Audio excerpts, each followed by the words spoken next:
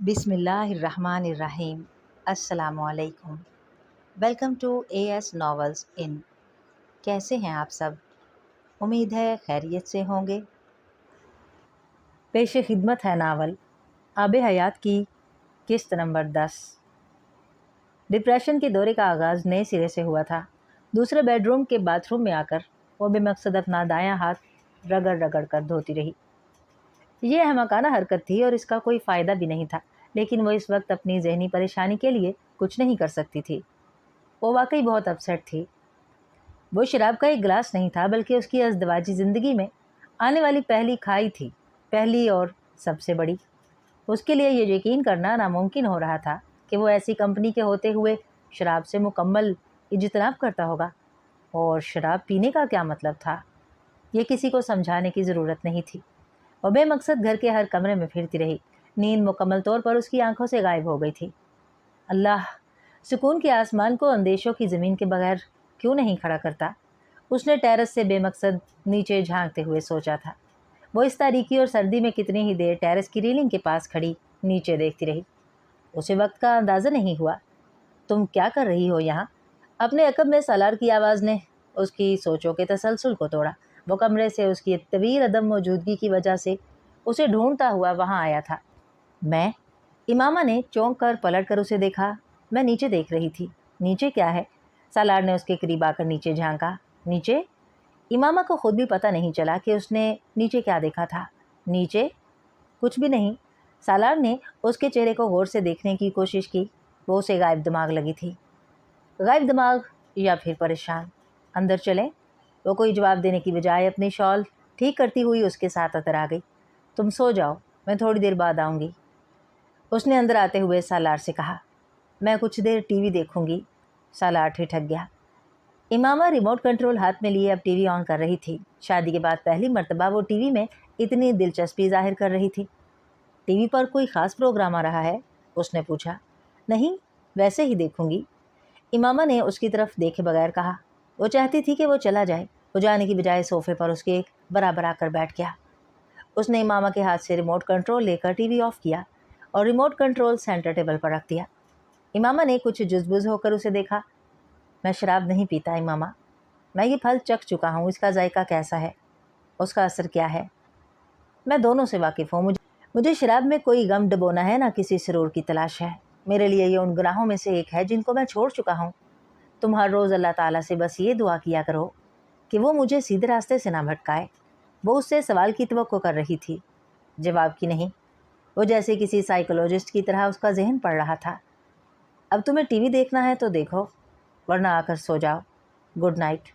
اس نے T V آن کرتے ہوئے امامہ کے ہاتھ میں ریموٹ کنٹرول دیا اور بیڈ روم میں چلا گیا۔ وہ اسے دیکھتی رہ گئی تھی۔ انسان کو کون سی چیز بدل دیتی ہے؟ وقت، حالات، زندگی، تجربہ، تکلیف، تلاش، محبت یا پھر اللہ؟ اس نے ٹی وی آف کرتے ہوئے سوچا۔ عید کے 2 ہفتے کے بعد اسلام آباد کے ایک ہوٹل میں ان کے ولیمے کی تقریب منعقد ہوئی تھی۔ اگر سالار کی ضد نہ ہوتی تو سکندر کبھی اس تقریب کے لیے اسلام آباد کا انتخاب نہ کرتے، لیکن سالار کی ضد کے سامنے سکندر نے بالآخر گھٹنے ٹیک دیے تھے۔ وہ ولیمے کے بعد 2 ہفتے کے لیے بہماس گئے تھے۔ پاکستان سے باہر سالار کے ساتھ امامہ کا یہ پہلا سفر تھا۔ ان دونوں میں سے کوئی بھی نہیں جانتا تھا کہ زندگی میں دوبارہ کبھی ان 15 دنوں جیسے پرسکون اور بے فکری کے دن ان کی زندگی میں دوبارہ کبھی نہیں آنے والے تھے۔ وہ زندگی میں اس سے زیادہ خوبصورت جگہوں پر اس سے زیادہ سہولت کے ساتھ جاتے، تب بھی زندگی کے ان دنوں کو واپس نہیں لا سکتے تھے، جب ان دونوں کے درمیان رشتہ نیا تھا لیکن تعلق پرانا، جب ایک دوسرے پر اعتماد زیادہ نہیں تھا لیکن توقعات اور امیدیں بہت تھیں، اور جب ان دونوں کے درمیان ابھی شکایتوں اور تلخیوں کی دیواریں کھڑی نہیں ہوئی تھی۔ زندگی ایک دوسرے سے شروع ہو کر ایک دوسرے پر ہی ختم ہو رہی تھی۔ سالار کا فون انٹرنیشنل رومنگ پر تھا، لیکن دن کا زیادہ وقت وہ آف رہتا تھا۔ بینک اور اس سے متعلقہ کاموں کو 15 دنوں کے لیے اس نے اپنی زندگی سے نکال دیا تھا، اور ایک سیل کے آف رہنے سے ان کی زندگی میں حیران کن تبدیلی آئی تھی۔ ان کے پاس ایک دوسرے سے بات کرنے کے لیے بہت زیادہ وقت تھا، اور اس وقت میں سیل فون مداخلت نہیں کر پا رہا تھا۔ ایک دوسرے سے کہی جانے والی ساری باتیں بے معنی تھیں، ساری باتیں بے مقصد تھیں، اور ساری باتیں ضروری تھیں۔ وہ دونوں ایک دوسرے کو اپنے بچپن، اپنے ماضی کے سارے قصے सारी खुशगवार बातें बताते रहे थे जो ऐसे ही ट्रिप्स और रिजॉर्ट्स से जुड़ी हुई थी। समंदर के पानी के उस झीलनुमा हिस्से पर बने बहुत से लॉन्चेस में से एक पर बैठे शफाफ पानी में नजर आती मुख्तलिफ किस्म की आबी मखलूक को देखते और एक दूसरे को दिखाते उन्हें पता नहीं क्या क्या याद आता रहता। फिर उन्हें हंसी के दौरे पड़ते, बेवजह हंसी जिसका ताल्लुक किसी चीज़ से नहीं, सिर्फ उस जहनी कैफियत से था जिसमें वो उन दिनों थे। सालार बहमास पहले भी 2 बार आ चुका था। वो उसके लिए वो जगह नई नहीं थी। वो उसे लेकर इन तमाम जगहों पर जा रहा था जो सी फूड्स के लिए मशहूर थी, और इमामा को पहली बार अंदाज़ा हो रहा था कि उसे किस हद तक सी फूड पसंद है। खुद उसने सालार के इसरार और दबाव के बावजूद मछली के अलावा किसी दूसरी चीज़ को चखने तक की हिम्मत नहीं की थी। हम अपने घर में इस तरह का एक लॉन्च भी बनवाएंगे। वो सुबह फिर लकड़ी के तख्ते पर आकर पानी में टांगे डबोए बैठे थे जब इमामा ने कहा। सालार ने गर्दन मोड़कर उसे देखा। एक लम्हे के लिए वो उसे मजाक समझा था, लेकिन वो बेहद संजीदा झुकी हुई पानी को मुट्ठी में लिए उछाल रही थी। किस पर बनाएंगे? सालार ने जैसे उसे कुछ याद दिलाने की कोशिश की। झील पर। वहाँ बला की संजीदगी थी। और झील कहाँ से आएगी? वो हक्का बक्का था। वो तुम बनाओगे ना? वो उसे देख कर रह गया। और उस झील में पानी कहाँ से आएगा? इमामा ने एक लम्हे के लिए सोचा। नहर के ज़रिए। वो हंस पड़ा, लेकिन इमामा नहीं हंसी। पानी की नहर निकालना दूध की नहर से ज़्यादा मुश्किल है स्वीट हार्ट। उसने इमामा के कंधों पर बाजू फैलाया। इमामा ने उसका हाथ झटक दिया। तुम नहीं बना कर दोगे? वो सवाल नहीं था, धमकी थी। हम यहाँ आ जाया करेंगे, बल्कि अगले साल मैं तुम्हें मॉरिशस लेकर चलूँगा, फिर उससे अगले साल मालदीव। इमामा ने उसकी बात काटी। तुम नहीं बना कर दोगे झील? इमामा, झील कैसे बना कर दूँ मैं तुम्हें? हाँ, ये हो सकता है हम किसी ऐसी जगह पर घर बनाएं जहाँ कुदरती तौर पर आसपास इस तरह पानी हो। सालार ने उसे टालने की कोशिश की थी। फिलहाल वो उसे साफ लफ्ज़ों में इस लॉन्च पर बैठकर अपनी हनीमून ट्रिप के दौरान और गैर रोमानी बातों के दरमियान ये नहीं कह सकता था कि वो कल से पैदल है और जागते में ख्वाब देख रही है, और वो भी अहमकाना। हाँ, ये ठीक है। उस पर बरवक्त असर हुआ था और सालार ने जैसे इत्मीनान का सांस लिया।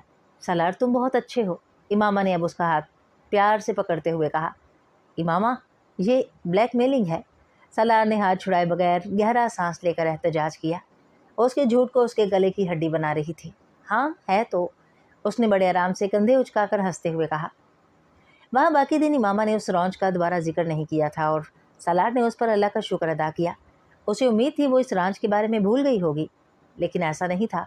वापस आने के चौथे दिन बाद उसने फखरिया अंदाज में सालार को उस घर के नए डिज़ाइंस दिखाए थे। वो झील और लॉन्च भी उसका हिस्सा बन चुके थे। वो अब उस पर क्या कह सकता था? वो हनीमून उसे बहुत महंगा पड़ा था। वो दुनिया की पहली बीवी थी जिसने अपने हनीमून ट्रिप पर एक झील और लॉन्च की शॉपिंग की थी, और वो दुनिया का पहला शौहर था जिसने इस शॉपिंग पर एतराज़ नहीं किया था। उनके अपार्टमेंट की दीवार पर अब कुछ और तस्वीरों का इजाफा हो गया था, कुछ और यादों और खुशगवार लम्हों का। उनके वलीमे का फ़ोटोशूट, पीच कलर के शरारे में वो ब्लैक डिनर सूट में मलबूस सालार के साथ पहली बार दुल्हन के रूप में थी। वो सालार की फेवरेट तस्वीर थी, और उनके हनीमून की तस्वीरें जिसमें तकरीबन एक जैसी सफ़ेद टी शर्ट्स में वो एक बीच पर खड़े नज़र आ रहे थे। इन सारी तस्वीरों में सिर्फ एक चीज़ कॉमन थी, उनके चेहरे और आंखों में नज़र आने वाली खुशी और चमक, उनके होंठों पर मौजूद वो मुस्कुराहट जो इन तस्वीरों पर नज़र डालने वाली किसी भी पहली नज़र को एक लम्हे के लिए मुस्कुराने पर मजबूर कर देती थी। दे were made for each other. कम अज़ कम वो तस्वीरें हर लिहाज से ये साबित करने पर तुली हुई थी। इमामा उस दिन चैनल सर्फिंग कर रही थी जब उसकी नज़रें एक चैनल पर ठहर सी गईं। चंद लम्हों के लिए उसे अपनी आंखों पर यकीन नहीं आया, और स्टॉक मार्केट के हवाले से कोई प्रोग्राम था और उसमें शामिल 2 शुरा में से एक सालार भी था। एक लम्हे के लिए इमामा को यकीन नहीं आया था कि वो स्क्रीन पर सालार को देख रही थी, लेकिन चंद लम्हों के बाद सालार का नाम और उसका ओहदा स्क्रीन पर चंद लम्हों के लिए फ्लैश हुआ तो वो मुझसे झूठ बोल रहा था। इमामा ने उसका ओहदा देखकर सोचा। वो पीआर से मुंसलिक नहीं था, लेकिन इस वक्त उसे स्क्रीन पर देखते हुए वो इतनी एक्साइटेड थी कि उसने सालार के झूठ और उसकी वजूहात पर गौर ही नहीं किया। ज़िंदगी में पहली बार उसने फ़ाइनेंस से मुतल्लिक कोई प्रोग्राम इतने शौक़ और लगन से देखा था, और सालार को अक्सर इसी तरह की गुफ्तगू फ़ोन पर करते सुन चुकी थी और उसने कभी इस पर गौर भी नहीं किया था। लेकिन स्क्रीन पर आधा घंटा इस प्रोग्राम में उसे सुनते और देखते हुए उसे एहसास हुआ कि वो बहुत इम्प्रेसिव, कंपोज्ड, कॉन्फिडेंट, बेहद शार्प और एक मुकम्मल प्रोफेशनल था। वह ज़िंदगी में पहली बार उसकी शक्ल सूरत और पर्सनैलिटी पर गौर कर रही थी, اور تبھی پہلی بار ہی اسے احساس ہوا کہ اس کی آواز بہت اچھی ہے۔ شادی کے تقریباً 2 مہینے کے بعد پہلی بار ٹی وی پر اپنے شوہر کو دیکھتے ہوئے وہ اس سے بری طرح متاثر ہو رہی تھی۔ سالار کسی پوسٹ لنچ میٹنگ میں تھا جب امامہ نے اسے فون کیا۔ میٹنگ تقریباً ختم ہو رہی تھی، اس لیے وہ کال لیتے ہوئے بورڈ روم سے نکل گیا۔ سالار، تم ٹی وی پر آئے ہو؟ امامہ نے چھوٹتے ہی اس سے کہا۔ ایک لمحے کے لیے سالار سمجھ نہیں سکا۔ کیا تم ٹی وی چینل پر آئے تھے ایک پروگرام میں اور تم نے مجھے بتایا نہیں؟ وہ 2 ماہ پہلے ریکارڈ کیا تھا، انہوں نے ریپیٹ کیا ہوگا۔ سالار کو یاد آیا۔ تم کیا کر رہی ہو؟ اس نے موضوع بدلا۔ لیکن امامہ کس حد تک اس پروگرام سے متاثر تھی اس کا اندازہ اسے رات کو گھر آ کر ہو گیا تھا۔ میں نے اسے ریکارڈ کر لیا ہے۔ وہ کھانا کھا رہے تھے جب امامہ نے اچانک اسے بتایا۔ کسے؟ وہ چونکا، کیونکہ وہ کوئی اور بات کر رہے تھے، تمہارے اس پروگرام کو۔ اس میں ریکارڈ کرنے والی کیا بات تھی؟ وہ حیران ہوا۔ تم ٹی وی پر بہت اچھے لگ رہے تھے، امامہ نے اس کی بات کا جواب دینے کی بجائے کہا۔ اور تم انویسٹمنٹ بینکنگ میں ہو، پی آر میں نہیں، امامہ نے اسے جتایا۔ وہ مسکرایا لیکن اس نے جواباً اسے کچھ نہیں کہا۔ تم نے دیکھا ہے اپنا پروگرام؟ سالار نے کانٹا ہاتھ سے رکھتے ہوئے اس سے کہا۔ سویٹ ہارٹ، ایسے بہت سارے پروگرامز ہیں جن میں ہر روز بہت سارے ایکسپرٹس بلائے جاتے ہیں۔ اس میں ایسی کوئی خاص بات نہیں ہے کہ اسے ریکارڈ کر کے بیوی کے ساتھ بیٹھ کر دیکھا جائے۔ اس سے پہلے بھی میں ایسے کئی پروگرامز میں آ چکا ہوں اور آئندہ بھی کہیں نہ کہیں نظر آتا رہوں گا۔ میرے بینک کی سیٹ پر جو بھی بیٹھا ہوتا وہ تمہیں بزنس چینلز یا ایسے پروگرامز میں کہیں نہ کہیں ضرور نظر آئے گا۔ یہ بھی میری جاب کا ایک حصہ ہے۔ وہ اس کا ہاتھ تھپک کر اب دوبارہ کانٹا اٹھا رہا تھا۔ امامہ چند لمحے کچھ بول نہیں سکی۔ اس نے جیسے ٹھنڈے پانی کا بھرا ہوا گلاس اس پر انڈیلا تھا۔ اس نے اسے کچھ ایسے ہی شرمندہ کیا تھا۔ سالار، سود حرام ہے نا؟ وہ خود سمجھ نہیں پائی کہ اس نے سالار کی بات کے جواب میں یہ کیوں کہا۔ شاید یہ اس شرمندگی کا رد عمل تھا جو اس نے کچھ دیر پہلے اٹھائی تھی۔ ہاں، وہ کانٹے سے کباب کا ایک ٹکڑا اٹھاتے ہوئے صرف ایک لمحے کے لیے ٹھٹکا تھا۔ بالکل اسی طرح جس طرح جھوٹ حرام ہے، غصہ حرام ہے، غیبت حرام ہے، بددیانتی حرام ہے، منافقت حرام ہے، تہمت لگانا حرام ہے، ملاوٹ حرام ہے۔ وہ اطمینان سے کہہ رہا تھا۔ میں ان چیزوں کی بات نہیں کر رہی۔ امامہ نے اس کی بات کاٹی۔ اس نے جواباً امامہ کی بات کاٹی۔ کیوں؟ کیا ان ساری چیزوں سے انسان اور معاشرے کو کم نقصان پہنچتا ہے؟ امامہ کو جواب نہیں سوجھا۔ وہ صرف ٹی وی کے پروگرام میں بیٹھا ایسی گفتگو کرتا امپریسو لگ رہا تھا۔ حقیقی زندگی میں اس طرح لاجواب ہونا کچھ زیادہ خوشگوار تجربہ نہیں تھا امامہ کے لیے۔ تم جسٹیفائی کر رہے ہو سود کو؟ اس نے بالآخر کہا۔ نہیں، میں جسٹیفائی نہیں کر رہا، میں صرف یہ کہہ رہا ہوں کہ ہم جز کو کل سے الگ نہیں کر سکتے۔ اسلامی معاشرے کو سود اتنا نقصان نہیں پہنچا رہا جتنا دوسری خرابیاں۔ وہ اس کا چہرہ دیکھ رہی تھی۔ میں اگر پاکستانی معاشرے میں پائی جانے والی 5 خرابیاں بتاؤں اور کہوں کہ ان میں سے کوئی ایک کو ختم کر دو جس سے معاشرہ بہتر ہو جائے، کرپشن کو، غربت کو، ناانصافی کو، بددیانتی کو یا سود کو، میں شرط لگاتا ہوں امامہ کہ یہ 5واں آپشن کبھی کسی کی پہلی ترجیح نہیں ہوگا۔ وہ چیلنج کر رہا تھا اور یہ چیلنج جیت بھی سکتا تھا کیونکہ وہ ٹھیک کہہ رہا تھا۔ وہ بھی پہلی 4 میں سے ہی کسی ایک خرابی کو ختم کرنا چاہے گی۔ امامہ نے دل ہی دل میں اعتراف کیا۔ اور سود صرف بینکنگ میں تو نہیں ہے۔ کوئی یوٹیلیٹی بل لیٹ ہوتا ہے تو اس پر سر چارج لگ جاتا ہے، اسکول یا کالج کی فیس لیٹ ہو جاتی ہے تو فائن لگ جاتا ہے، یہ بھی تو سود کی قسمیں ہیں۔ اس کے پاس اس کی توجیحات کا کوئی جواب نہیں تھا۔ تم تو بینکنگ میں اس لیے ہو کیونکہ تم سود کو دوسری برائیوں جیسی ایک عام برائی سمجھتے ہو۔ امامہ نے بحث سمیٹنے کی کوشش کی۔ نہیں، میں اسے بہت بڑی لعنت سمجھتا ہوں، تو پھر میری سوچ سے کیا تبدیلی آئے گی؟ یہ سوچ لے کر ساری دنیا کے مسلمان بینک میں کام کرنا بند کر دیں اور دوسرے مذاہب کے لوگوں کے لیے راستے کھلے چھوڑ دیں کہ وہ آئیں اور ٹیک اوور کر لیں، ہماری اکانومی کو اپنی مٹھی میں لے لیں، جب چاہیں جیسے چاہیں ہمارا گلا دبا دیں۔ پاور اس کی جس کے پاس کیپٹل۔ یہ جو فنانشل سسٹم پوری دنیا میں چل رہا ہے ویسٹ کا قائم کردہ ہے، دوسرے مذاہب کے لوگوں کا ہے۔ انہوں نے اسے بنایا، پاپولائز کیا اور پوری دنیا میں پھیلا دیا۔ ہم کہاں سو رہے تھے اس وقت؟ ہمیں اتنی گن کھانی تھی تو پھر 200-300 سال پہلے کھاتے، سود سے پاک ایک متوازی سسٹم بناتے اور چلاتے اس کو، نہ کرتے ویسٹ کی تقلید۔ یا پھر اب کوشش کریں اس سب کو تبدیل کرنے کے لیے، لیکن اس کے لیے بینکوں میں کام کرنا پڑے گا۔ دنیا میں آج تک جو بھی جنگ جیتی گئی ہے وہ اس نے جیتی ہے جو میدان میں تلوار لے کر اترا ہے۔ میدان سے باہر کھڑے لوگوں نے بڑی سے بڑی گالیاں بھی دی ہوں تو بھی جنگ ملامتوں اور مزاحمتوں سے کبھی نہیں جیتی جاتی۔ تو میں اپنی مہارت سے تلوار کا کام لینا چاہوں گا मेरी ज़ुबान शायद इतनी मुअस्सर ना हो। इमामा भी उलझी नज़रों से उसे देखती रही। सूद के बारे में ये उनकी पहली बहस थी। रमज़ान में और उसके फ़ौरन बाद इमामा को खाना पकाने का कोई ख़ास इत्तेफाक नहीं हुआ था, लेकिन अब वो उसके लिए बाकायदा तौर पर घर का खाना बनाने लगी थी। वो सी फूड के अलावा किसी खास खाने का शौकीन नहीं था। सी फूड को शदीद नापसंद करने के बावजूद और बादल नाख्वास्ता उसके लिए हफ्ते में 1-2 बार डिब्बों में बंद सी फूड की बजाय बाज़ार से ताज़ा सी फूड लाकर पकाने लगी थी।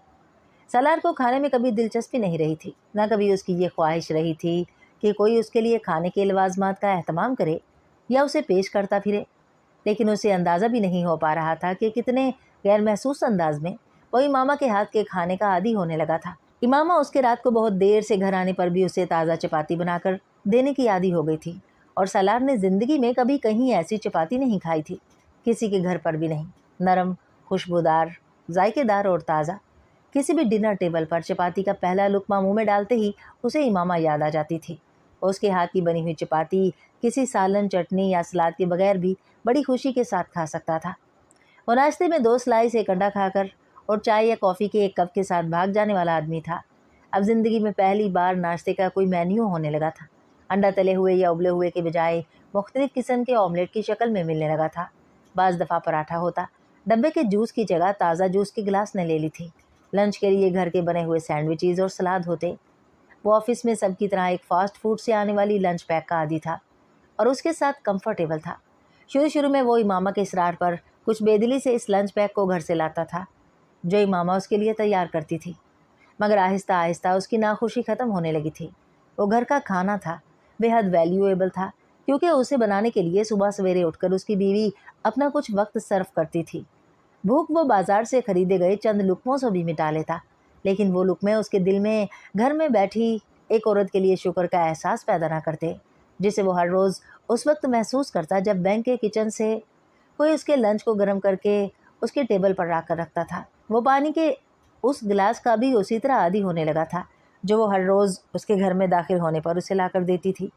कॉफ़ी या चाय के उस कप का भी जो वो दोनों रात के खाने के बाद टेरेस पर बैठकर पीते थे, और गर्म दूध के उस गिलास का भी जो वो रात को सोने से पहले उसे दिया करती थी और जिसे वो शुरू में नागवारी से घूरा करता था। मैं दूध नहीं पीता। जब उसने पहली बार गर्म दूध का गिलास उसे दिया तो उसने बेहद शाइस्तगी से बताया था। क्यों?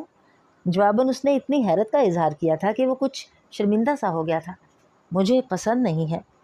मुझे तो बड़ा पसंद है। तुम्हें क्यों पसंद नहीं? मुझे उसका जायका अच्छा नहीं लगता। वो एक लम्हे के लिए सोच में पड़ गई। तो मैं इसमें ओवल्टीन डाल दूँ?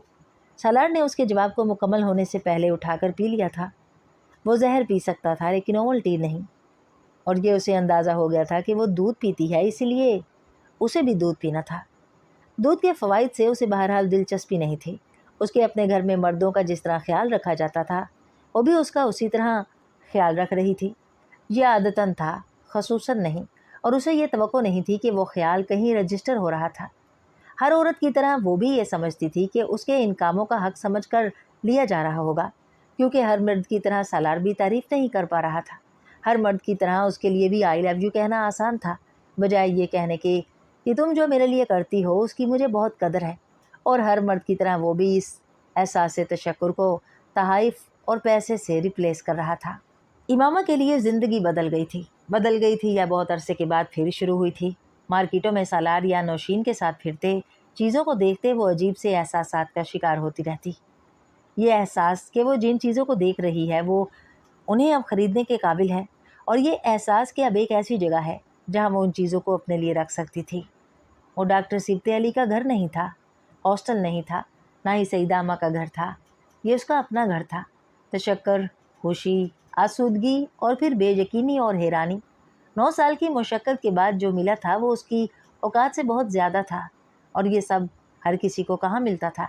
9 साल की बेनाम बेख़ानदान रहने के बाद अब जबकि वो एक ख़ानदान का हिस्सा बनी थी, तो हैरानी कैसे न होती। ख्वारी और बेसरो सामानी का सफ़र जहाँ जाकर ख़त्म हुआ था, वो नेमतों की मेराज थी।